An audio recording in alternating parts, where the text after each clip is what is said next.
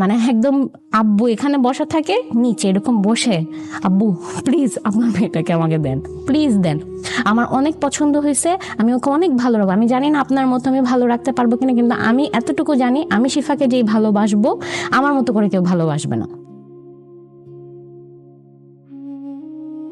আসসালামু আলাইকুম প্রিয় দর্শক এবং শ্রোতা, আল্লাহ সর্বাবস্থায় আমাদের সবার মঙ্গল করুন সেই দোয়া এবং শুভকামনা জানিয়ে শুরু করছি লাইফের একটি এপিসোড।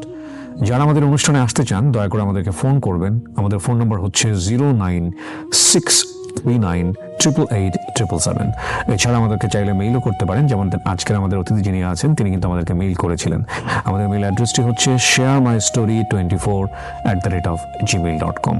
আমাদের ভিডিওর কোনাতে এই দুটো মেইল অ্যাড্রেস এবং ফোন নাম্বার দেয়া আছে এবং আপনারা চাইলে এটা টুকে নিতে পারেন। তো আমি কথা বাড়াচ্ছি না, চলুন একটু জানার চেষ্টা করি কে রয়েছে আমার সঙ্গে। আপনার নামটা একটু বলেন প্রথমে। জি, আমার নাম হচ্ছে সানজিদা আক্তারি এবং আমার ডাক নাম হচ্ছে Shifa Chowdhury. Shifa is a very good name, কোনো সন্দেহ নাই। শিফা মানে তো আরোগ্য, it's an Arabic name, right? Okay. Shifa, বয়স বলতে কোনো সমস্যা না, আমার বয়স এখন বর্তমানে 25। এবং আপনি এসেছেন চট্টগ্রাম থেকে? হ্যাঁ, চট্টগ্রাম। শিফা, আপনার জন্ম জেলা? আমার জন্ম ঢাকাতে, আর আমার বাবার বাড়ি হচ্ছে নোয়াখালী, বাট ওখানে কখনো যাওয়া হয়নি। ঢাকাতে জন্ম, চট্টগ্রামে থাকছেন সিচুয়েশনালি, জি। এবং আপনি হচ্ছে আপনার 25 বছরের জীবনের গল্প নিয়ে আজকে আমাদের সামনে এসেছেন। শুরু করেন। আমার বাবারা প্রায় 5-6 ভাই বোন, তাদের মধ্যে শুধুমাত্র আমার বাবাই ফাইট করে পড়াশোনা করেছে, বাকিরা কেউ ওইরকম পড়াশোনা করাতে চেয়েছে, করেনি। ওকে। আমার দাদি অনেক আগে মারা গিয়েছিল, আমার দাদা আবার আরেকটা বিয়ে করেছিল। আমার বাবা খুব পরিবার থেকে এই বিষয়টা নিয়ে যখন খুব মনোমালিন্য হয়, নিজে ক্লাস 9-এ সে বাড়ি ছেড়ে চলে যায়, ঢাকায় চলে আসে। ওই নোয়াখালী থেকে আমার বাবার তখন ঢাকায় চলে আসা।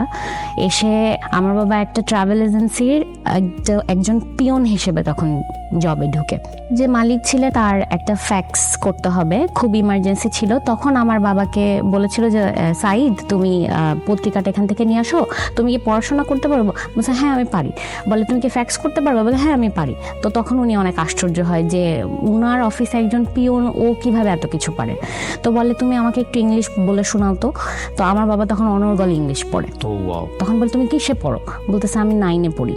যখন জানে তখন দেখে যে আর্থিকভাবে আমার বাবা খুব অসচ্ছলতায় ভুগছে। তো ওই সময় আমার বাবার যে বস থাকে উনি বলে যে তুমি কি পড়বা, আমি যদি তোমার দায়িত্ব নিই? বলছে হ্যাঁ স্যার পড়বো। তো তখন ওই সময় আমার বাবাকে নটরডেম কলেজে ভর্তি করে।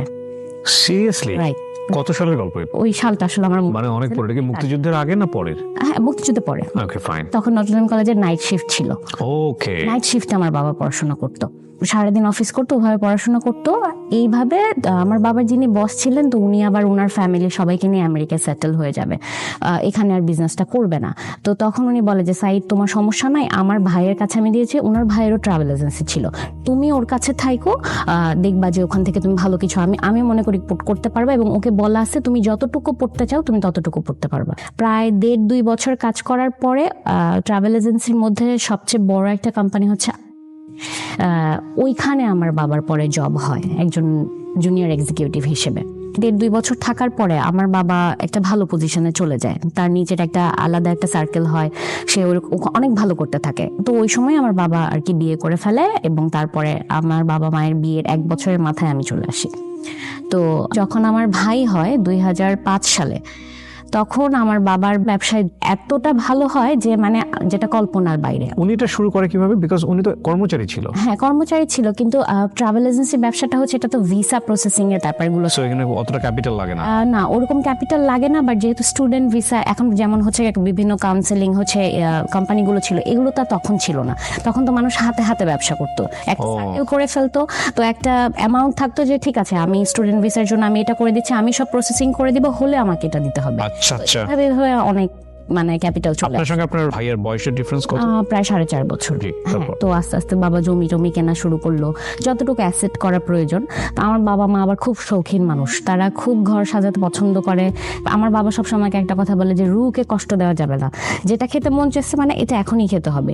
আজকে বিরিয়ানি খেতে মন চেয়েছে তো আজকে বিরিয়ানি খাবো, কালকে পান্তা ভাত খেতে হলে কালকে পান্তা ভাত খাবো। খুবই শৌখিন মানুষ। তো তারা খুব শখ করে একটা ফ্ল্যাট বুকিং দেয়, তখনই আমার ভাই যখন হয় তখনই দেয়, এবং ওইটার কাজ আস্তে আস্তে চলতে থাকে।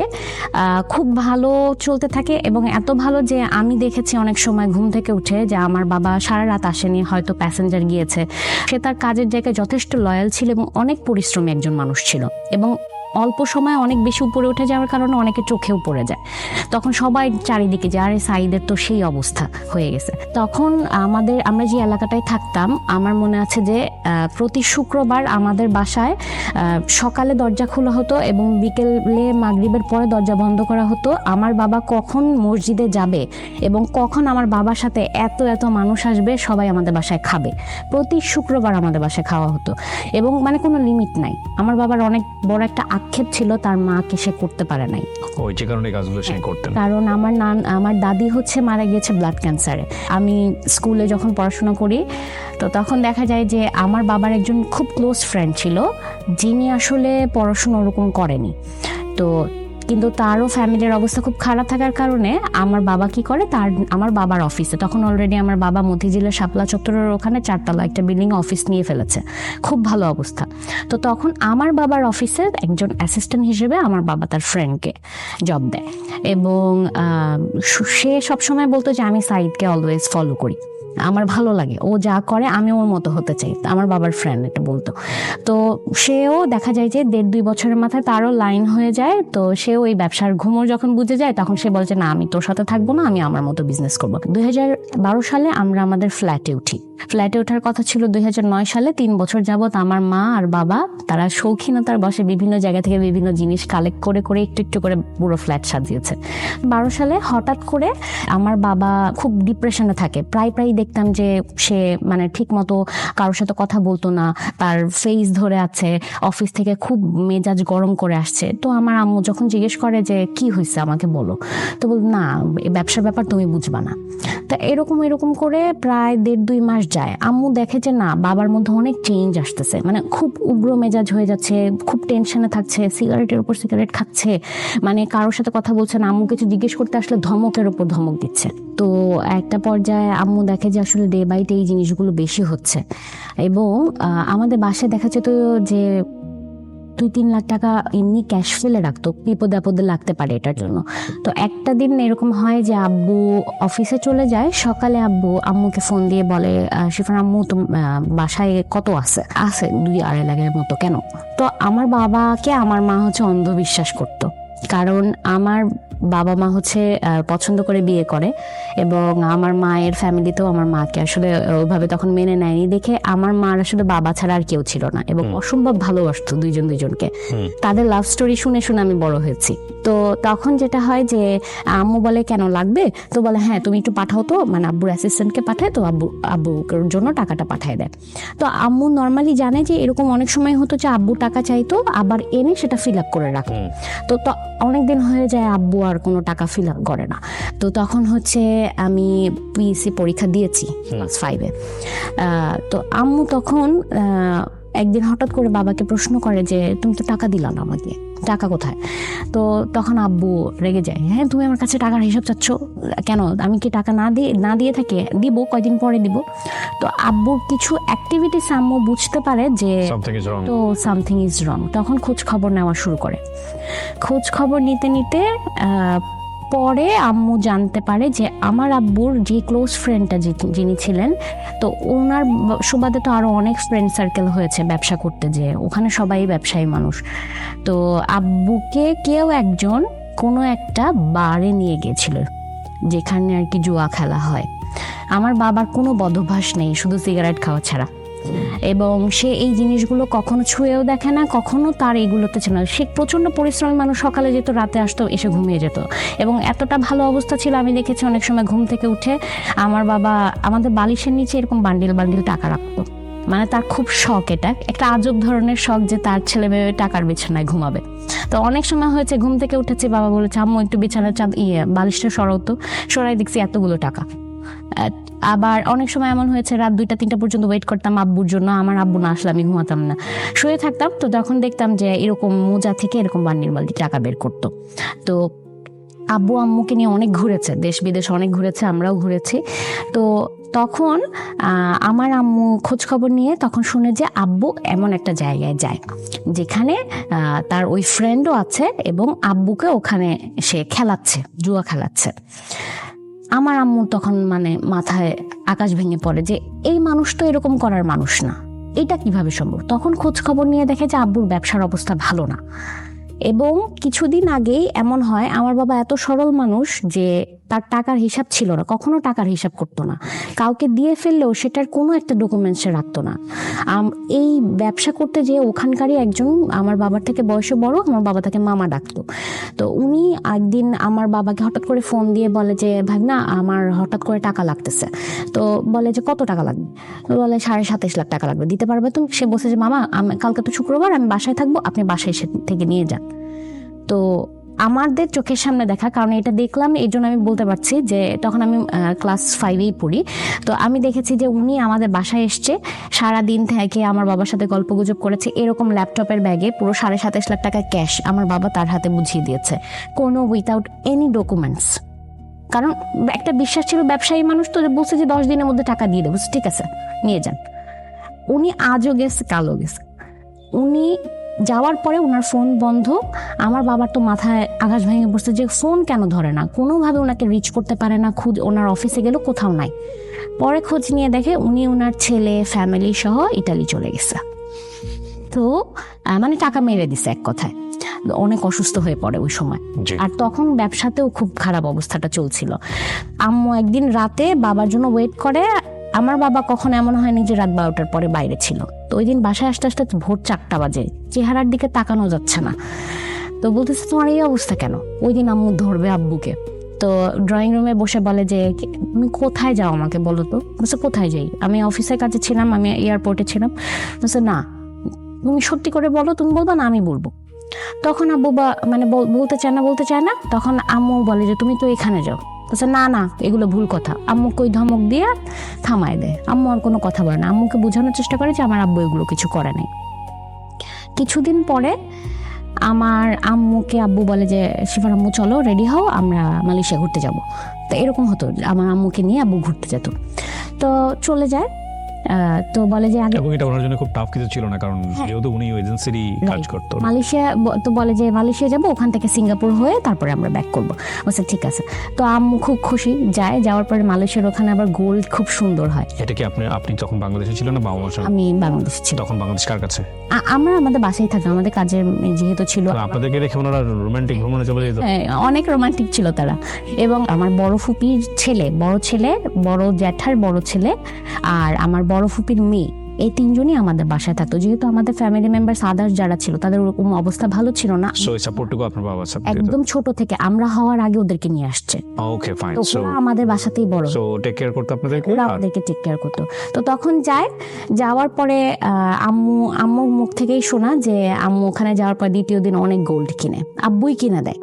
তো কিনে দেওয়ার পরে আম্মুকে হোটেলে রেখে আব্বু বলে যে তুমি থাকো, আমি একটু আসতেছি। তো মালয়েশিয়াতে একটা জায়গা আছে যেখানে আর কি বেটিং এগুলো করা হয়, এটা হচ্ছে মেঘের উপরে একটা জায়গা। তো ওখানে যায় আমার আব্বু, এবং ওখানে যায় হচ্ছে সবচেয়ে ওই রকম টাকা পয়সাওয়ালা মানুষ, যাদের মানে শুরুই হয় হচ্ছে 10 লাখ 20 লাখ থেকে শুরু। তো ওই জায়গায় আমার আব্বু যায়, তার খুব শখ সে ওখানে যেয়ে খেলবে। তো ওখানে যাওয়ার পরে সে তার ওই যে ক্লোজ ফ্রেন্ডটা থাকে তাকে হঠাৎ করে ফোন দিয়ে বলে যে 10.5 লাখ টাকা হবে তোর কাছে। আমার আব্বু কিন্তু টাকা পয়সা নিয়ে গেছে, আমার ইমার্জেন্সি লাগতেছে। তো তখন আমার আব্বুর যে ক্লোজ ফ্রেন্ড, আমার আব্বু এবং আমার আব্বুর ওই ক্লোজ ফ্রেন্ড, তারা একদম ছোটকাল থেকে একই এলাকায় থাকতো। তো তারাও ফ্রেন্ডদের মতোই। তো আমার ওই আঙ্কেল কি করে, আমার আম্মুকে ফোন দিয়ে বলে যে খুশি সাইদ তো আমার কাছে এরকম 10.5 লাখ টাকা চাচ্ছে। পরে বলতেছে ভাই তাহলে হয়তো বা ওই ব্যবসার জন্যই চাইতেছে। বলছো তুই কই? বলে আমি তো হোটেলে। বলে তো সাইদ কই? বলে যে সাইদ তো ও তো বললো যে বাইরে, ওই টাকা নেয় নিয়ে সে ওখানে ওগুলো খেলে। তো তারপরে আমার আম্মুকে হঠাৎ করে 3 দিনের মাথায় আব্বু বলে যে শিফার আম্মু তো অনেকদিন হয়ে গেছে, তুমি বাসায় চলে যাও, তুমি মানে দেশে চলে যাও, আমি আসতেছি, আমার এখানে আরো কিছু কাজ আছে, 2-3 দিন পরে আমি আসবো। আমার আম্মুকে এটা বল। তা কখনো এরকম হয় নাই যে আমার আম্মুকে আব্বু আলাদা একা পাঠিয়ে দিচ্ছে, বলতেছে কি এমন কাজ, তা আমি থাকলে কি হয়েছে। তখন আব্বু বলে যে না না, এই এত দৌড়ঝাঁপের মধ্যে তুমি কি সারাদিন হোটেলে বসে থাকবে নাকি, এটা তো ভালো দেখায় না, তুমি যাও। তো ওই যে আমার আম্মু তখন হচ্ছে গোল যখন নিতে যায়, তখন আমার আব্বু বলে কি এগুলো নেওয়ার দরকার না, এগুলো আমি নিয়ে আসবো। আমার আম্মুকে বলে। নেশা কি জিনিস। হ্যাঁ, আম্মু বলে যে কেন, আমি নিয়ে যাই, সমস্যা কি, তুমি তোমার কাজ ছেড়ে আসো। না না, তুমি নিলে এখানে ইমিগ্রেশন অনেক ঝামেলা করবে, তুমি এই বিষয়গুলো বুঝবা না। মানে সবসময় দামায় রাখতো, তো আম্মু ওইটাই বিশ্বাস করতো, আচ্ছা ঠিক আছে, হ্যাঁ হ্যাঁ, না তুমি যেটা বলছো ওইটাই ঠিক। তা আম্মু কি করে, আব্বুর কাছে দিয়ে চলে আসে। আসার পরে আম্মু আর ওই গোল্ড খুঁজে পায় না। তো যখন বলে যে গোল্ড কই, তো তখন বলে যে ওইটা ওখানে সেল করে দিছে, আমি তোমাকে এখান থেকে, আর আমার হঠাৎ করে টাকা লাগতেছে ওটা। তো বলে তো এটা কি ধরনের কথা, তুমি আমাকে বলতা। তো তখন বলে যে থাক, ওগুলা লাগবে না, আমি তোমাকে আবার কিনে দিব, সমস্যা নেই। নিয়ম মাফিক আমার বাবা অফিসে যাচ্ছে, আমরা কিন্তু এর মধ্যে কিছু হয়েছে কিনা আমরা কিছু জানি না, কারণ আমার আম্মু কখনোই বাবা মার মধ্যে যেটা হতো আমাদের উপরে সেটা আসতে দিত না। 3-4 দিন পরে দেখা যায় যে হঠাৎ করে একদিন সকালে 11টার দিকে আমাদের বাসায় একজন মানুষ আসে। উনি স্ট্যান্ডার্ড চার্টার্ড ব্যাংক থেকে আসে। আমার বাবা স্ট্যান্ডার্ড চার্টার্ড ব্যাংকের তখন ভিআইপি ক্লায়েন্ট ছিল। উনি আসে, আমার বাবা তাদের ফোন রিসিভ করতেছে না এটার জন্য। ভিআইপি অ্যাকাউন্ট হোল্ডার তো আপনি বোঝেনই, মানে স্ট্যান্ডার্ড চার্টার্ড ব্যাংকের ভিআইপি অ্যাকাউন্ট হোল্ডিং মানে হচ্ছে কিন্তু বিগ অ্যামাউন্ট অফ ডিলিং হয়, আর অ্যাকাউন্টে একটা মিনিমাম বার থাকে যে এই পরিমাণ অর্থ থাকতে হবে, তাহলে আপনি ভিআইপি সুবিধাগুলো পাবেন। So basically VIP account holder বলতে এগুলো বোঝায়, আরও ব্যাংক অ্যাকাউন্ট পেতে অনেক কিছু হয়। হ্যাঁ, তো তারপরে দেখা যায় যে উনি আসে, তো উনি এসে বলতেছে ম্যাডাম স্যার আসলে আমাদের ফোন ধরতেছে না, আমরা প্রায় 3 মাস ধরে ওনার সাথে কথা বলার চেষ্টা করছি। প্রথম উনি কল ধরেছে, ওনাকে মিটিং এর জন্য বলা হয়েছে যে আমাদের সাথে এসে একটু দেখা করেন। তো উনি আসছে, উনি আজকে ডেট দেয়, কালকে ডেট দেয়, উনি আর আসে না। তো আমরা আসলে স্যারকে রিচ করতে পারছি না। ওনার অফিসে গিয়েছিলাম, তখন ওনাকে পাইনি। এই নিয়ে 3-4 বার ওরা চলে গেছে। তো বাধ্য হয়ে ওনারা আমাদের বাসায় আসে। তো আম্মু বলে ঘটনা কি সেটা আমাকে বলেন। তো বলে যে আসলে যে অ্যামাউন্টটা ওখানে রেখেছিল সেটা আমার বাবা একদিন উঠিয়ে ফেলেছে। তো এইটা তো ওদের জন্য মানে আশ্চর্যজনক একটা ঘটনা যে একদিনে এত টাকার কেন ট্রানজেকশন হলো। অলমোস্ট প্রায় 2.5 থেকে 3 কোটি টাকা একদিনে উনি নিয়ে চলে গেছে। এবং ওরা তো যেহেতু আব্বু ভিআইপি ক্লায়েন্ট ছিল, সেক্ষেত্রে আমার বাবাকে তারা ক্রেডিট কার্ডও দিয়েছিল একটা ভালো অ্যামাউন্টের, সেটাও সে তুলে নিয়েছে। তো সেটা তো রিফিল করতে হবে। এই 3 মাস যাবত আমার বাবা কোনো রিফিল করে নাই। এই পারপাসে আর কি তারা কথা বলবে আমার আব্বুর সাথে, কিন্তু আমার আব্বু তাদেরকে আজকে ডেট দিচ্ছে, কালকে ডেট দিচ্ছে, হচ্ছে না। আমার আম্মু রাতে বাবা যখন আসে কথা বলে, তখন আমার আব্বু স্বীকার করে যে আমার আব্বু আমার আম্মুকে বলে যে আমার ব্যবসায় অনেক বড় লস হয়েছে, আমি অফিসও বিক্রি করে দিব, আমার কোনো কিছু রাখা সম্ভব না, অনেক টাকা আমার ঋণ হয়ে গেছে। তা আম্মু বলে কি ঋণ হয়েছে, কেন হয়েছে, তোমার তো কখনো আমি এরকম দেখি নাই। তো তখন আব্বু বলে কি যে না তুমি বুঝবা না, আমি আসলে জাপানের এরকম 46টা ভিসা স্টুডেন্ট ভিসা করতে যেয়ে আমি অনেক টাকা লসে পড়ে গেছি, ভিসাগুলো হয় না, এই মানুষদেরকে আমার টাকা আরো জরিমানা দিতে হয়েছে, এগুলো বুঝায়। তো তখন আম্মু বলে এখন কি করবা, বলতেছে যে দেখি অফিস তো বিক্রি করছি। তা আম্মু বলে অফিস বিক্রি করছো তো ওইখানেই তো অনেক টাকা পাইছো, এই টাকা দিয়ে তো এটা শোধ হয়ে যাওয়ার কথা। বলে না, ওগুলো অন্য কাজে লাগাইছে। কি কাজে লাগাইছে, এত কথা তোমার শুনতে হবে না। আমার আম্মুকে সবসময় এরকম করতো। তো পরে যে আব্বু এর 10-12 দিন পরে বলে কি শিফার আম্মু একটা কথা বলবো তোমাকে। আমার আব্বুর একটা সুবিধা ছিল কি যে মানে আমার আব্বু আমার আম্মুকে যা বুঝে তোমার আম্মু তাই বুঝতো। তো তখন আমার আব্বু আম্মুকে বলে যে ফ্ল্যাটটা বিক্রি করে দিই।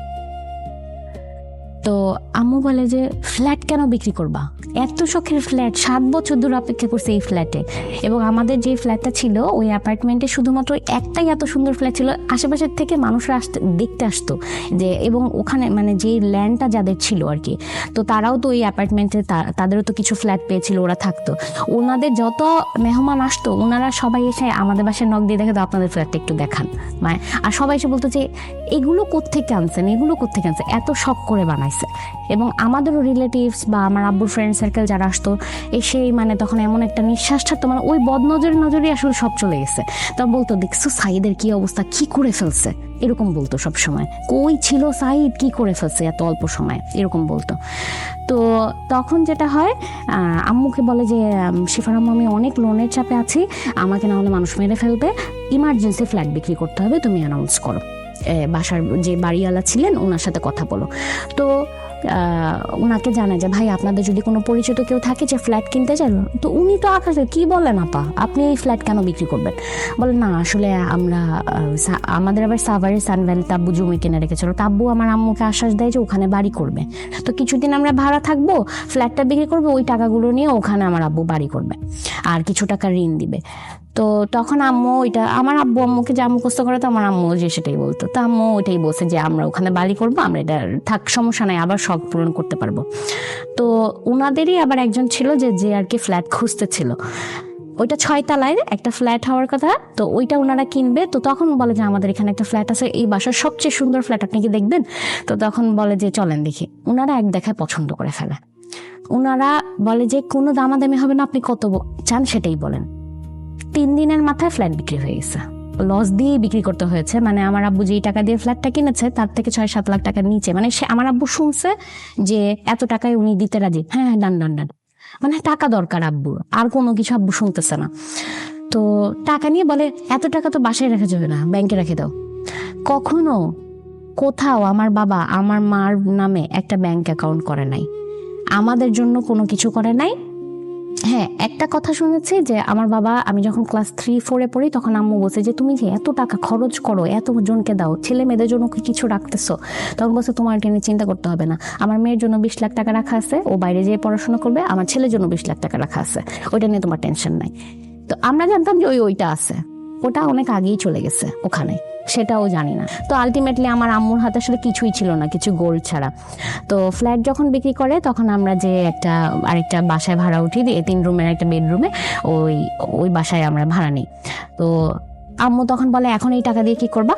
তো বলে যে তোমাকে না বললাম যে সাভারে ইয়ে করবো। বলে আচ্ছা ঠিক আছে। তো এরকম করে খুব সুন্দর যায়। হঠাৎ করে একদিন আমার বাবার মত বদলায়, আমার বাবা বলে সিফার আম্মু আসলে এখানে মনে হয় ব্যবসা ভালো হবে না, আমার মনে হয় দেশের বাইরে চলে যাওয়াটা ভালো হবে, পরে তোমাদেরকেও নিয়ে যাব। তো আম্মু বলে এটা তো ভালো কথা, আমি তো তোমাকে আজকে না বহুত আগেই বলছি, যখন তুমি এত ঘোরাফেরা করো তখনই বলছি তুমি ওখানেই সেটেল হয়ে যাও, আমরা সবাই মিলে চলে যাই, একটা ভালো ফিউচার হবে। তখন তো যেতে রাজি হও নাই। তো বলে যে জাপানে ভালো সুবিধা আছে, আমি ওখানে যেতে পারবো। তো আব্বু এই কথা বলে যে তাইলে তো টাকা লাগবে অনেক। টাকা কোথায়? ওই যে ফ্ল্যাট বিক্রির টাকা। তো বলে যে তাহলে বাড়ি করবো না? বলে না, তাহলে বাড়ি করে কি করবো, তোমাদেরকে তো নিয়েই চলে যাবো 1-1.5 বছরের মাথায়। আম্মু ওইটাই বিশ্বাস করে, বলে তাহলে কি আমি ওখান থেকে খরচ করবো? আম্মু বলছে করো খরচ। তো তখন হচ্ছে যে আব্বু বলে যে ভিসা তো হয়ে গেছে, টিকিটও কেটে ফেলছি, তাহলে সব প্যাকিং করি। 4টা লাগেজ সে প্যাকিং করছে, বাইরে যাওয়ার জন্য যা যেভাবে করা দরকার সব করছে, বাসায় ভর্তি করে বাজার করে দিছে, করে খাওয়া দাওয়া করে আমাদের থেকে বিদায় নিয়ে আম্মু তখন বলছে একবারের জন্য যেহেতু যাচ্ছ, 1.5 বছর পরে আমরা যাব বলছো, তাহলে তোমাকে একটু আমরা এয়ারপোর্টে পৌঁছাই দিয়ে এসে বলছে না লাগবে না, যাই নাই কেউ। আব্বু গেল, তারপরে 2 দিন হয়ে গেছে আব্বু আর ফোন দেয় না। তো তখন ফোন দেয় না কেন? এরপরে যখন আমরা মানে খোঁজ খবর, আমার আম্মুর তো অবস্থা খারাপ। আমার বাবার একজন ফ্রেন্ড ছিলেন যিনি জাপানে থাকে, ওনার ফুল ফ্যামিলি সহ। তো ওই আঙ্কেলকে আব্বু ফোন দিয়ে বলে কি, আম্মু তো আর জানে না যে কতক্ষণ সময় লাগে জাপানে যেতে, জানতো যে হয়তো 12-13 ঘন্টার একটা ট্রানজিট হবে। তো তাও আব্বুকে মানে আঙ্কেলকে ফোন দেয়, ফোন দিয়ে বলে কি ভাই বাংলাদেশ থেকে যদি জাপানে যেতে হয় তাহলে কতক্ষণ সময় লাগে? বলে ভাবি ট্রানজিট মিলে হয়তো 16-17 ঘন্টা এর মধ্যে পৌঁছায় যাবে। বলে কেন ভাবি? বলে আপনার ভাই তো জাপান গেছে। বলে কি বলেন, জাপান গেছে? আমাকে জানায়নি।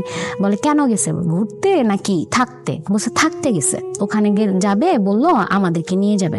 তো কিন্তু বলে কবে গেছে? বলে পরশুদিন গেছে। 2 দিন হয়ে গেছে এখনো আপনার ভাই ফোন দেয় নাই। কিন্তু আপনার ভাই তো এর আগে এত দেশে ঘুরছে, আমার আব্বু 7টা পাসপোর্ট, ঘুরতে শেষ করেছে, তার এই একটাই শখ সে দেশ ঘুরবে। তো বলে যে এর আগে এত জায়গায় গেছে, এয়ারপোর্টে থেকে সিম নিয়ে আমাদেরকে ফোন দিত, এবার 2 দিন হয়ে গেছে আপনার ভাই ফোন দেয় না। বলেন না ভাবি এরকম তো হওয়ার কথা না, হয়তো ব্যস্ততায় আছে, সময় করে ফোন দিবে। তো বলে আমি খোঁজ নিয়ে দেখতেছি। 7 দিন 8 দিন হয়ে যায়, আমার আব্বু কোনো খোঁজ নাই। আমার আম্মুর অবস্থা খারাপ, আমাদের অবস্থা খারাপ, আমার আব্বু কোথায় আমরা জানি না। এমন কোনো মানুষ নাই যার কাছ থেকে খোঁজ নিতে পারবো যে আসলে আব্বু কি আছে নাকি আব্বু নাই পৃথিবীতে, সেটাও জানতেছি না। আমার আম্মুরা 2 বোন, আমার আম্মুর বড় বোন আসে, তো আমার খালু যিনি থাকে উনি একদিন গুলশানের ওই দিক দিয়ে যাওয়ার সময় আমার আব্বুকে মনে হয় দেখছে লাগে। আমার খালু রাস্তার এই পাশ আর ওই পাশ, তো এক ঝলক দেখছে। আমার খালু এসে বলে যে আমি সাইদকে দেখছি। আম্মু এটা বিশ্বাস করে না, বলে কি বলেন আপনি এগুলো?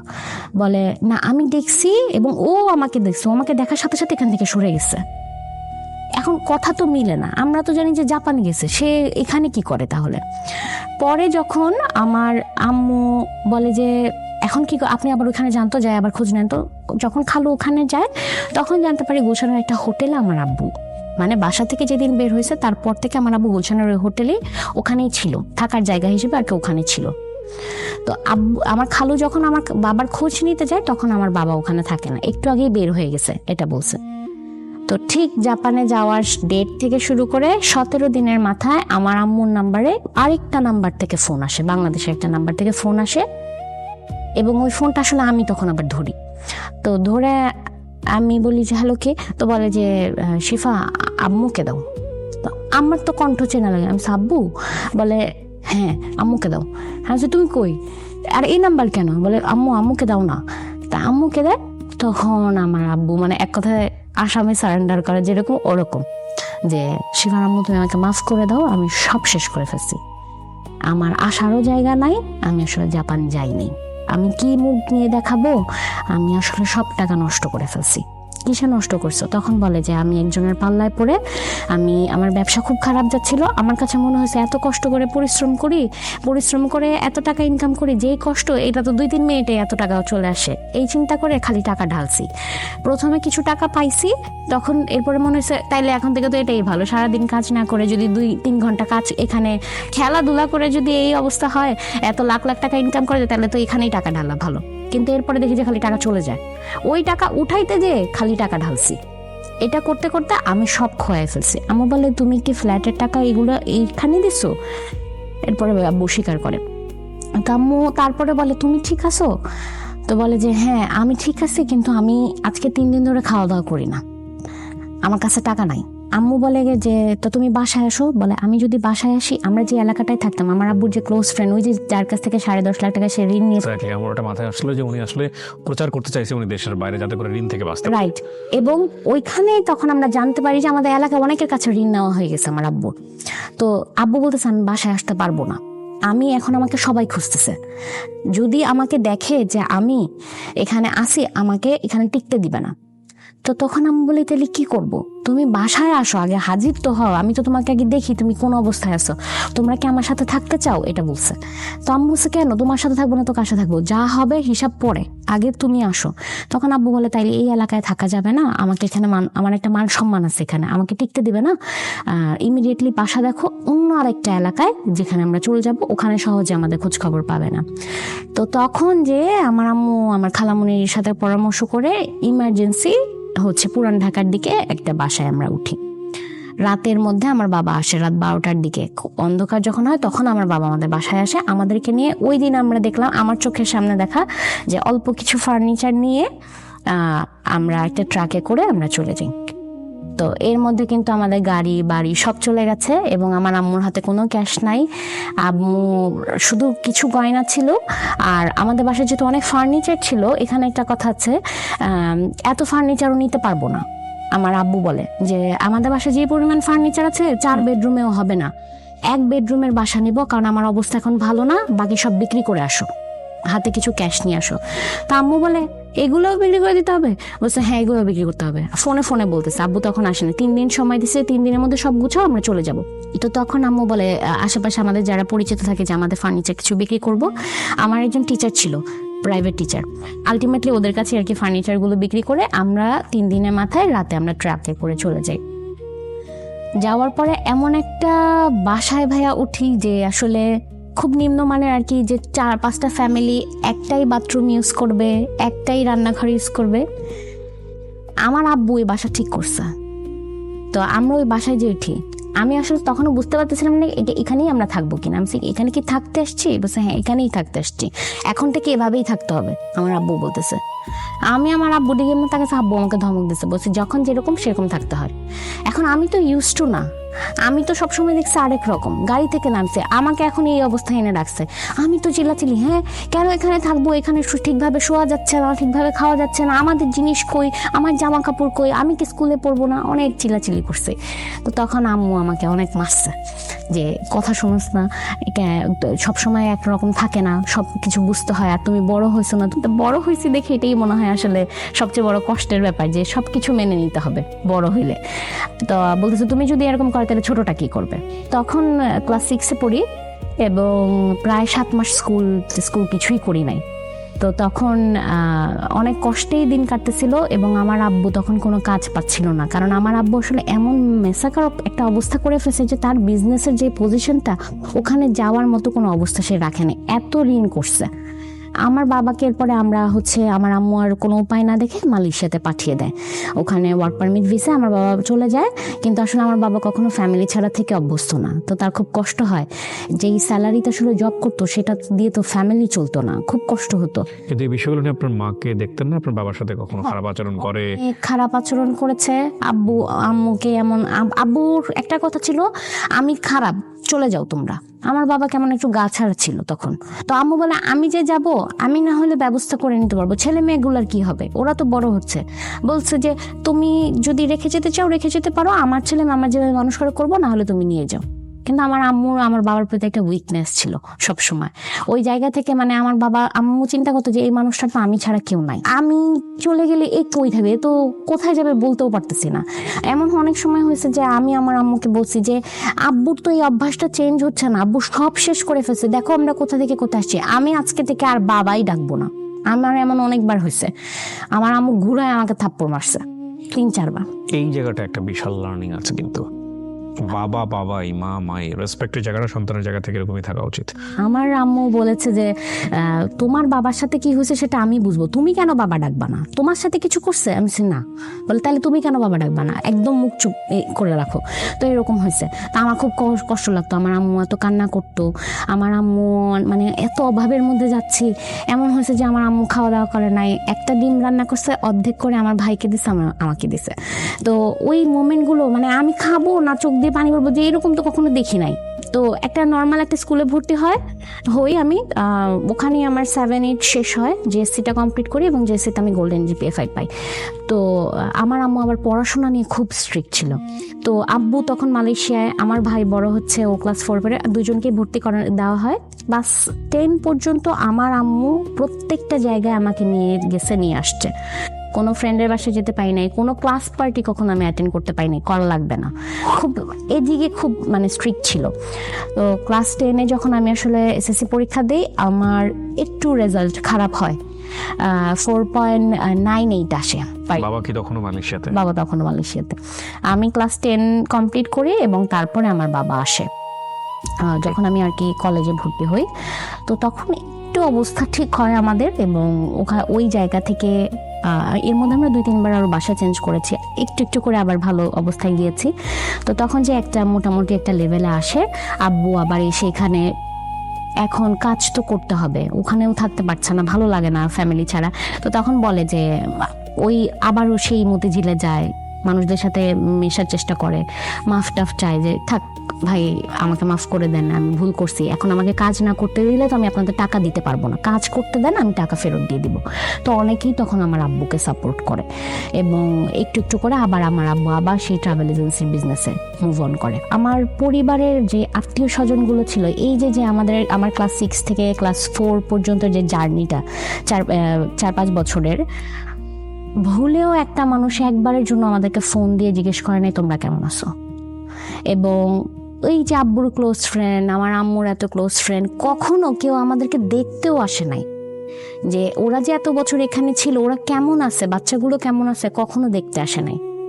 এমন হয়েছে যে খুব খারাপ সময় গেছে, আমার আম্মু এমন কিছু মানুষের কাছে টাকা ধার চাইছে কিছু কিছু সময়, যে জানে যে বলা লাগবে না, এর আগেই দিয়ে দিবে, কিন্তু ওই মানুষগুলো এত বাজেভাবে রেসপন্স করছে আমার আম্মুকে, যে আমার আম্মু মানে মুখ কোথায় লুকাবে, মানে আমার আব্বুকে নিয়ে এত বাজে কথা বলছে।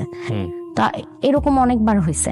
তো মানুষ তখন আর কি চেনা হয়ে গেছে, যে যখন মানুষ বিপদে পড়ে কেউ সাথে থাকে না, আর যারা তখন ওই মধ্যে থাকে তারাই তোমার প্রকৃত বন্ধু। আমি ইন্টারে যখন পড়াশোনা করি, এই প্রথম আমার আম্মু আমাকে বলে যে ঠিক আছে, এখন থেকে তুমি একা যাতায়াত করবা, তুমি বড় হয়েছো, তুমি বুঝো, আমি তোমাকে বিশ্বাস করি, আমি জানি যে তুমি ইনশাল্লাহ এমন কোনো কিছু করবা না। এবং আমি তো আসলে জগৎ চিনি আমার মাকে দিয়ে, এর আগ পর্যন্ত রাস্তায় যে হাঁটতে গেলেও আমি ভয় পেতাম তখন। এমন তো নতুন নতুন আমার কলেজে যাওয়া, ক্লাস করছি, রেজাল্ট ভালো হচ্ছে, সব দিকই ঠিকঠাক আছে। আমার আম্মু সবসময় আমাকে নিয়ে অনেক এক্সপেকটেশন রাখতো, এখনো রাখে যে আমি লাইফে অনেক ভালো কিছু করব। আর আমার গায়ের রং একটু কালো ছিল দেখে অনেক সময় অনেকে এটাও বলছে যে আপনার মেয়ে তো আমার এরকম সুন্দরও না, আপনার মেয়ে গায়ের রঙও কালো, পড়াশোনাই ভালো হইলে হবে, সব দিকেই ভালো হইতে হয়, না হলে তো মেয়েকে ভালো জায়গায় বিয়েও দিতে পারবেন না। আমি যখন ইন্টার পড়তে থাকি তখন আর কি আমি একটা পার্ট টাইম একটা জবে আমি ঢুকি ইন্টারের সময়। এটা হচ্ছে একটা ফাউন্ডেশন টাইপের, বাচ্চাদের ফাউন্ডেশন, ওখানে বাচ্চাদেরকে পড়ানো যেত। তো আমি হচ্ছে এরকম শুক্র শনিবার যেহেতু আমার কলেজ বন্ধ থাকতো, আমি ওখানে যে বাচ্চাদেরকে পড়াতাম, 3,000 টাকা বেতন পেতাম। আমি আমার ইন্টারটা কমপ্লিট করি, তখন আর কি করোনা চলে আসে। তো ওই টাইমে তো রেজাল্ট অটোই চলে আসে এবং আমি খুব ভয়ে ছিলাম যে আসলে রেজাল্ট কি আসে। লাকিলি আমার রেজাল্ট গোল্ডেন জিপিএ 5 চলে আসে। তো তারপরে যে লকডাউন পড়ে যায়, আব্বু যে বিজনেসটা করছিল ওটাও তো সবই বন্ধ হয়ে যায়, এখন কিভাবে চলবো? তো তখন আমার আম্মু বলে যে শিফা, পড়াশোনা করতেছো করো, তার পাশাপাশি অন্য কিছু করার চেষ্টা করো, কোন একটা কাজের সাথে যুক্ত হও, ফ্যামিলিকে সাপোর্ট দাও না, তুমি তোমারটা করতে পারলেই হলো। বিভিন্ন জায়গায় অ্যাপ্লাই করে, এখন আমি মাত্র করেছি এইচএসসি পাস, আমার কোনো অভিজ্ঞতা নাই, আমাকে কে নিবে কাজে? আবার একটা জিনিস ছিল যে আমি যেই জিনিসটাই দেখি, কোনো কিছু যদি শেখার আগ্রহ থাকে আমি খুব তাড়াতাড়ি শিখতে পারতাম। তো আমি অনলাইনে ইউটিউব দেখে আমি গ্রাফিক ডিজাইন শিখি তখন নিজে নিজে। আমার বাসায় যেহেতু ল্যাপটপ ছিল, আমি গ্রাফিক ডিজাইন শিখে কিছু ডিজাইন করি। এরকম তখন ফেসবুকে আমি এরকম বলি যে আমি লোগো ডিজাইন করতে পারি, ব্যানার ডিজাইন করতে পারি। তো এরকম বিভিন্ন গ্রুপে আমি লিখি, তো ওখান থেকে আমার ভালো কিছু ক্লায়েন্টও আসে। তো মোটামুটি একটা ভালো ইনকাম আমার শুরু হয়, কিন্তু এটা তো আসলে রেগুলার বেসিস ছিল না, আমার একটা রেগুলার বেস কাজের দরকার ছিল। কারণ আমি দেখতেছিলাম যে আসলে আম্মু যতই বলুক যে আমার ফ্যামিলিকে সাপোর্ট করতে হবে না, কিন্তু আমি যেহেতু বড় মেয়ে ছিলাম, আমার কোনো ভাই ছিল না, আমি দেখতেছিলাম আমার সাপোর্টটা করা অনেক বেশি জরুরি। তখন আমি সিভি বানানো শুরু করলাম, আমি বিভিন্ন জায়গায় অ্যাপ্লাই করা শুরু করলাম, জুনিয়র এক্সিকিউটিভ বা কাস্টমার সাপোর্ট এক্সিকিউটিভ। মানে ওই সময়টাতে আসলে প্রয়োজন ছিল আপনার ফ্যামিলিকে সাপোর্ট দেওয়া বা প্লাস নিজেকেও সাপোর্ট করা। বাবার ওই সামর্থ্যটুকু ছিল না। হ্যাঁ, কারণ আসলে সব কুলিয়ে উঠতে পারছিল না, সবকিছু বন্ধ, লকডাউন, কোথায় যাব, কি করব। আর করোনা শেষ। আপনি তখন ইন্টার পাস করেছেন না করবেন? ইন্টার পাস করেছেন। ওকে, জি। করে অলরেডি আমি তখন ভার্সিটিতে ভর্তি হয়েছি, বাংলাদেশ ইউনিভার্সিটিতে আর্কিটেকচার ডিপার্টমেন্টে। তো তখন আমি নিজেও পড়ছিলাম, তার পাশাপাশি হচ্ছে ওই অনলাইনে আর কি গ্রাফিক ডিজাইনে কিছু কাজ করছিলাম। এবং ওখান থেকে আর কি অ্যাপ্লাই করতে করতে অনেকগুলো অ্যাপ্লাই করার পরে একটা জায়গায় আমার আর কি জব হয়। এবং আলটিমেটলি মানে হয়তো বা ফরচুনেটলি আমার একটা ভালো জায়গায় জব হয়ে যায়, যেটা আসলে আমার ওই সময় আমার এডুকেশনাল ব্যাকগ্রাউন্ড অনুযায়ী যতটুকু পাওয়ার দরকার ছিল সেটা যেতে অনেক বেশি। আমি একটা ইন্ডাস্ট্রিয়াল মেশিনারিজ কোম্পানিতে, ওখানে আমার হচ্ছে সিনিয়র এক্সিকিউটিভ হিসেবে জব হয় সেলস অ্যান্ড মার্কেটিংয়ে। তো তখন আমি ওখানে কাজ করতে থাকি। তো ওখানে মেইনলি হচ্ছে বেসিক স্যালারির পাশাপাশি আবার কমিশন বেসডও ছিল, সেল করতে পারলে একটা ভালো কমিশন যেহেতু ইন্ডাস্ট্রিয়াল মেশিনারি, সো কমিশনটা ওইরকম একটা ভালো অ্যামাউন্ট ছিল। তো আলটিমেটলি ওই পারপাসে তখন আমার অনেকের সাথে পরিচয় হয় কাজের জায়গায়। আমরা বেসিক্যালি যে ফার্মাসিউটিক্যাল কোম্পানিগুলো আছে ওখানে আর কি মেশিন সাপ্লাই দিতাম। তো ওখানে অনেকের সাথে তখন আমার পরিচয় হয়েছে, এর মধ্যে জিসকা ফার্মাসিউটিক্যালে ওখানে আমার খুব ভালো একটা বন্ডিং হয়েছে। ওখানে জব করতে থাকি এবং আমার ফ্যামিলিকে দেখা যায় আমি সাপোর্ট করি। তারপরে কিছুদিন পরে আমার যখন ভালো লাগে আমি আবার একটা জবে সুইচ করি। লাইফ নিয়ে তখন এত বেশি ফ্রাস্ট্রেটেড ছিলাম, পড়াশোনা তারপরে নিজের জব হ্যান্ডেল করতে হচ্ছিল। 22 সালে লাস্টের দিকে আমার বাবা স্ট্রোক করে, ব্রেন স্ট্রোক করে। আমরা সাথে সাথে ডাক্তারের কাছে নিয়ে যাই, তখন বলে যে মাইনর স্ট্রোক, কিন্তু ঠিক 16 দিনের মাথায় আবার আরেকটা মেজর স্ট্রোক করে। এবং তখন আমার আব্বু এক কথায় বলতে গেলে বেডেই পড়ে যায়, কিন্তু প্যারালাইজ হয়নি, তার ব্যাকবোনে প্রবলেম হয়েছিল।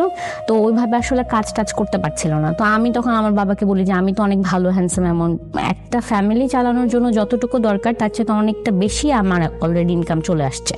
তো আমি যেহেতু পারছি আমি করি, তুমি টেনশন করো না। আমার আব্বুর জন্য আসলে আমাদের এই অবস্থা, এটা সে মেনে নিতে পারে না, স্টিল নাও এখনো মেনে নিতে পারে না। এই মানে অপরাধ বোধে ভুগে যে তার জন্য তার সন্তানরা সাফার করতেছে। আমি যেখানে জব করতাম, তো ওখানে 1.5 মাস যাওয়ার পরে একদিন আর কি আমার অফিসে আর কি আমাদের ব্রাঞ্চে আসে একজন। তো উনি হচ্ছে আরেকটা ব্রাঞ্চের ম্যানেজার থাকে, উনি আবার তখন ওখানে নতুন জয়েন করেছে, ওনার আগে আমি জয়েন করেছি। তো উনি যখন আসার পরে পরিচয় হয়, লোকটা দেখতে আর কি একটু জাপানিজ টাইপের লাগে আমার কাছে, মানে একটু চাকমার মতো ফর্সা একজন লোক, মানে আমার ভালো লাগে নাই। তো উনি এসে খুব হাম্বল ভাবে ওনার প্রেজেন্টেশনটা দিচ্ছে যে আমার নাম এটা, আমি এইগুলো করেছি।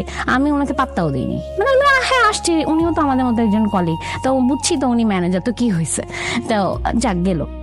তো যেটা হয় যে ওই দিন বিকেলবেলা আমরা অফিসের নিচে যখন আমরা চা খেতে যাই তখন ওখানে উনি থাকে। তো উনি কি করে, চায়ের বিলটা দেয়। আমার এটা মেজাজ খারাপ হয়ে যায়, মানে উনি হ্যাঁ উনি আমাদের সাথে কোনো কথা বলে না। আমার সাথে আমার আরো 2জন কলিগ ছিল, মেয়ে কলিগ ছিল, আমরা চা খাই, টাকা দিতে নেই। তখন মামা বলে যে না, চায়ের টাকা দেওয়া হয়ে গেছে। কে দিল চায়ের টাকা? মামা দিছে। আমার কাছে মনে হচ্ছে লোকটা আমার দিকেই বারবার তাকাচ্ছে, তো আমি ইগনোর করে চলে গেছি। তো পরের দিন আমরা আবার আমরা আরেক কলিগকে নিয়ে মজা করার ইয়েতে আমাদের আরেকজন কলিগ আবার ওনার ফেসবুক আইডি নিয়ে আসে। তো আমরা সবাই ওনাকে রিকোয়েস্ট পাঠাই। তো নতুন ম্যানেজার আসছে, এটা নিয়ে আর কি নিজেদের পার্সোনাল আর কি কমেডি করতেছিলাম যে লোকটা দেখতে জাপানিজের মতো, হ্যাঁ ওনার সাথে যদি তোকে বিয়ে দিয়ে অনেক মানাবে। তো এরকম মজা করতে করতে আমিও রিকোয়েস্ট পাঠাই, কিন্তু আমি কিন্তু কথা বলি নাই। তো উনি আমাকে বলে যে চায়ের ট্রিটটা কেমন ছিল। তো আমি বলছি যে হ্যাঁ, থ্যাংকস ফর দ্য ট্রিট। আমি এটা বলি, বলে একটা কথা আছে। আমি জি বলেন। Will you marry me? কি বলে এগুলা? আমি আপনি আমাকে চেনেন? বলছে না, আমি আসলে সরাসরি আগে এটা বলছি কারণ আপনাকে দেখে মনে হয়েছে যে একেই আমি বিয়ে করব, এর জন্য আমি তো বিয়ের জন্য পাত্রী খুঁজতেছি। আর আপনার সাথে আমার পরিচয় হয়েছে, আপনি আমাকে দেখছেন গতকালকে, কিন্তু আমি আরো 15 দিন আগে আপনাকে দেখছি। কোথায় দেখছেন 15 দিন আগে? বলে আপনি যখন অফিসে উঠতেছিলেন তখন আমি ইন্টারভিউর জন্য আসছিলাম, এবং আপনাকে তখন দেখাতেই মনে হয়েছে যে এই মেয়েটাকেই আমি বিয়ে করব। এবং 15 দিন পরে উনি যখন জয়েন করে তখন আর কি আমার সাথে কথা হয়। তো আমি তখন বললাম যে আমি তো আপনাকে পছন্দ করি না, আপনি আমাকে চেনেন না, জানেন, আগে দেখেন, কথা বলেন, তারপরে। তো বলে সমস্যা নাই, আপনি সময় নেন, কথাবার্তা বলি, তবে করলে বিয়েই করব, এইটা ফাইনাল। আচ্ছা ঠিক আছে, দেখা যাবে। তো এরপরে এই মাঝে মধ্যে টুকটাক কথা হয়, কিন্তু আমি আসলে সত্যি কথা বলতে খুব ইগনোর করতাম, আমার কেন যেন ভালো লাগতো না। তো আমি সবসময় এটা ভাবতাম যে আমি যদি আসলে কোনো রিলেশনশিপে জড়িয়ে যাই বা আমি যদি বিয়ে করে ফেলি, তখন আমার ফ্যামিলিকে যদি আমি সাপোর্ট না করতে পারি, ওই ইন্টেনশন থেকে মানে একদম ঠিক করে রেখেছিলাম যে আমি পড়াশোনা শেষ করব, তারপরে যে আগে একটা ভালো পজিশনে যাব, তারপরে যে বিয়ে করব। তো আমি কথাগুলো ওনাকে জানাই যে দেখেন, আমার পক্ষে তো আসলে এখন বিয়ে করা সম্ভব না, আমার তো এখনো পড়াশোনা শেষ হয়নি।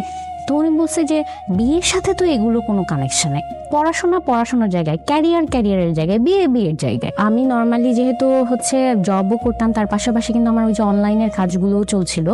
আমি আবার তখন আমার নতুন ক্লথিং বিজনেস শুরু করি 2023 সালে জানুয়ারিতে। তো আমার আসলে সবসময় ডিজাইনের প্রতি একটা ভালোবাসা কাজ করতো, যদিও আমি ডিজাইনের এডুকেশনাল ব্যাকগ্রাউন্ডের না। আমি দেশীয় ড্রেস নিয়ে কাজ করা শুরু করি তারপর, এবং দেখলাম যে মোটামুটি খুব ভালো একটা আমি রেসপন্স পাই। আমি 22,000 টাকা দিয়ে ব্যবসাটা শুরু করেছিলাম প্রথমে। আমার জবও চলছিল, বিজনেসও চলছিল। এর মধ্যে যখন উনি আমাকে বিয়ের প্রপোজাল দেয়, আমি আসলে বুঝতে পারছিলাম না যে আমি কি করব, মানে কি সিদ্ধান্ত নিলে আসলে আমার জন্য বেটার হবে।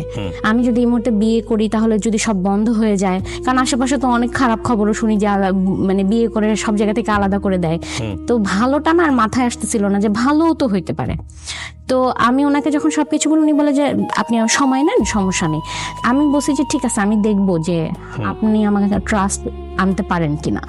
তো এবং আমি দেখি যে আমার কাছে এই একটা মানুষকে এখন অব্দি আমি যত মানুষের সাথে মিশছি, চলার খাতিরে, কাজের খাতিরে, সবচেয়ে ডিফারেন্ট মনে হয়েছে। এতটা রেসপেক্ট আমি কখনো অন্য কারো থেকে পাই নাই, যতটা রেসপেক্ট উনি আমাকে করছে। ফার্স্ট লুকে ভালো লাগেনি, কিন্তু অ্যাটিটিউডও ভালো লেগে গেছে। হ্যাঁ, তো উনি আমাকে প্রচন্ড রেসপেক্ট করছিল সবকিছু। আবার একটা সময় আবার ডাউটও হচ্ছিল যে এগুলো কি আপনি করছেন, দেখেন পরে কিন্তু আবার যদি অন্যরকম হয়। তো উনি একদিন কান্না করে দিয়েছে যে আমি এরকমই। আমি আচ্ছা ঠিক আছে, দেখা যাক। তো বাসায় আমি জানাই বিষয়টা। আমার বাসায় যখন জানাই, আমার আব্বু আম্মু পছন্দ করে নাই। কেন? এরকম হুট করে তো কোনো কিছু হয় না, তুমি আরো দেখো, জানো, একটা ভুল সিদ্ধান্ত নিলে কিন্তু জীবন শেষ। তো সো বি কেয়ারফুল। তো সামহাও তাদের আর কি পছন্দ হয়নি। তারপরে যখন শুনছে ছেলের বাড়ি চিটাগাং, তার মানে ছেলে তো বিয়ে করে চিটাগাং নিয়ে যাবে, নেওয়ার সম্ভাবনা বেশি, তো মেয়ে তো আলাদা হয়ে যাবে। এইটাই মেনে নিতে পারতেছে না। এত আদরের মেয়ে, ভাবছে যে এলাকায় এলাকায় বিয়ে দিবে, গলিতে গলিতে থাকবে, তো সেটা তো আর হবে না। এই জন্য না না না, চিটাগাং ছেলের কাছে বিয়ে দেবো না। তো আমি ওনাকে বাসায় জানাই। পরে উনি বলে যে আপনার আব্বুর সাথে আমাকে একটু কথা বলার ব্যবস্থা করে দেন। আমার আব্বুর সাথে দেখা করার ব্যবস্থা করে। আমার আব্বু তাকে চরম অপমান করে প্রথম দিন, বুঝাই দেয় যে না, আমার মেয়েকে আমি দিব না। আমার সাথে সাথে আমার অফিস থেকে বের হয়ে আমার মানে জোরাজোরি করে, প্লিজ একটু আমি আপনার আব্বুর সাথে আরেকবার কথা বলতে চাই। আবার এসে আমার আব্বুর সাথে এরপরে বলে, মানে একদম আব্বু এখানে বসা থাকে, নিচে এরকম বসে, আব্বু প্লিজ আপনার মেয়েটাকে আমাকে দেন, প্লিজ দেন, আমার অনেক পছন্দ হয়েছে, আমি ওকে অনেক ভালো রাখবো। আমি জানি না আপনার মতো আমি ভালো রাখতে পারবো কিনা, কিন্তু আমি এতটুকু জানি আমি শিফাকে যেই ভালোবাসবো আমার মতো করে কেউ ভালোবাসবেন। তো পরে বলতেছে আর টাকা পয়সা নিয়ে সমস্যা নাই, আমি হয়তো এখন যতটুকু ইনকাম করতেছি ইনশাল্লাহ আগামীতে আপনি দোয়া করলে আমি আরো বেশি ইনকাম করবো, আপনি কোনো টেনশন করেন না, আপনার মেয়েকে আপনাদের থেকে আলাদা করব না, শুধুমাত্র আপনার মেয়েটাকে আমার কাছে বুঝাই দেন। তো তখন আমার আব্বু বলে যে ঠিক আছে আমি চিন্তা ভাবনা করে দেখি। উনিও ওনার ফ্যামিলিতে জানায়। এর মধ্যে আমি হচ্ছে এই যে আজকে আমার যে লুক, আমি পর্দা করার চেষ্টা করছি বা যেটা, এটা আমার হাজবেন্ডের মাধ্যমে। আমি আগে যেভাবে চলতাম আর এখন সেটা যারা আমাকে চেনে তারা দেখবে যে একদমই ডিফারেন্ট। সেটা আমার হাজবেন্ডকে খুশি করার জন্য আমি করিনি, আমার হাজবেন্ডের ফ্যামিলি একটু ওরকম ইসলামিক মাইন্ডেড, আপনি অ্যাকসেপ্ট করেছেন, রাইট। সে আমাকে এমন ভাবে এনভায়রনমেন্ট গুলো ক্রিয়েট করেছে যে আমি ফিল করেছি যে দুনিয়াতে আল্লাহ ছাড়া আর কেউ তোমার আপন না। আমি এটা ফিল করছি এবং আমি এটা ফিল করছি যে আল্লাহর কাছে যেটা চাইলে পাওয়া যায় আর কারো কাছে সেটা চাইলে পাওয়া যাবে না। মানুষের কাছে চাইলে অপমানিত হতে হবে, কিন্তু আল্লাহর কাছে চাইলে আল্লাহ 10টা দরজা খুলে দেয়। আলহামদুলিল্লাহ আমি এটা সবসময় একদম গর্ব করে বলি, যেটা আমার হাজব্যান্ডের উসিলা হয়ে আসছে, উনি আমাকে হেল্প করেছে। তো বিয়ে হয়ে গেল আপনাদের? আমি আসলে অনেক ফ্যামিলির এগেইনস্টে আমি একেই বিয়ে করবো, কারণ আমি একটা সময় রিয়েলাইজ করছি যে this is the right person.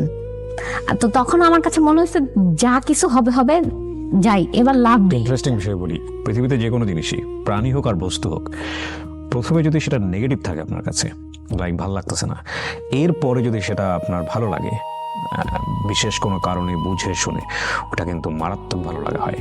আলহামদুলিল্লাহ মানে এত ভালো একটা ফ্যামিলি পেয়েছি যেটা আমি আসলে কখনো কল্পনা করিনি, আর আমার বাবা মাও চিন্তা করে নাই। আর যেখানে আর কি আমাদের একটা স্ট্রাগল লাইফ গিয়েছে, তো তখন অনেক মানুষ বলছে যে মেয়েকে কিভাবে বিয়ে দিবে, কই যে পড়বে, কি করবে, সেখানে তো আমার আসলে সন্দেহটা আরো বেশি ছিল। কিন্তু যে দেখছি যে শাশুড়ি, এটা তো শাশুড়ি নাই, তো বেস্ট ফ্রেন্ড। কত বছরের সংসার? সংসার হচ্ছে 2023 সালে শুরু হয়েছে। সংসার শুরু হলো মাত্র শুরু হলো। আপনার বেবি আছে? বেবি আছে 9 মান্থস রানি। মাশাআল্লাহ মাশাআল্লাহ। মেয়ে মাশাআল্লাহ। একটা মজার বিষয় দেখেছেন আজকের এই গল্পে যারা এতক্ষণ ছিলেন, শুরু থেকে শেষ পর্যন্ত এন্ডিং কি এটা নিয়ে একটা প্রশ্ন উঠছিল, রাইট? কিন্তু গল্পের মধ্যে একটা অদ্ভুত রকমের ফ্লো ছিল। গল্পের মেসেজটা আসলে কোথায়? সেটা হচ্ছে ফ্যামিলি কতটা ইম্পর্টেন্ট একটা মানুষের জীবনে। ওনার বাবার গল্পটাই আসলে গল্প এখানে।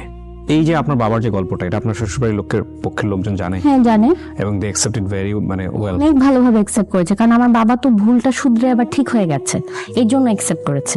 যে কারণ মানুষের জীবনে এরকম উত্থান পতন থাকে, আমাকে বলছে এগুলো কোনো ব্যাপার না। This is the story. একটা লাইনেই গল্প শেষ। মানুষের জীবনের ধরেন ফাইট করার বেশ কয়েকটা লেভেল থাকে। কি কি দিয়ে মানুষ ফাইট করে? প্রথমত হচ্ছে তাকে সুস্বাস্থ্যের অধিকারী হতে হয়। মানে থাকে না, দিন এনে দিন যারা খায় তারা তো স্বাস্থ্যের উপরই নির্ভর করে বেশিরভাগ। তারপর আসলে মেধার জায়গায় আপনি শিক্ষার কথা বলতে পারেন। সবকিছু যখন একটার পর একটা ফেল করতে থাকে, তখন হচ্ছে লাস্টলি আমরা যদি বলি, যদিও এগুলো এভাবে লেয়ার করা থাকে না, তারপর আমরা বোঝানোর জন্য বলছি যে আসলে এই ইনস্টিটিউশনটা কতটা ইম্পর্টেন্ট। সেটা হচ্ছে ফ্যামিলি। সবাই দুনিয়া এক সাইড হয়ে গেছে, ফ্যামিলি আপনাকে অকুণ্ঠ সমর্থন দিয়ে যাবে। হ্যাঁ, শাসন করবে, বোঝাবে, বলবে, মতের বিরুদ্ধে যাবে, কিন্তু কখনো ছেড়ে দেবে না।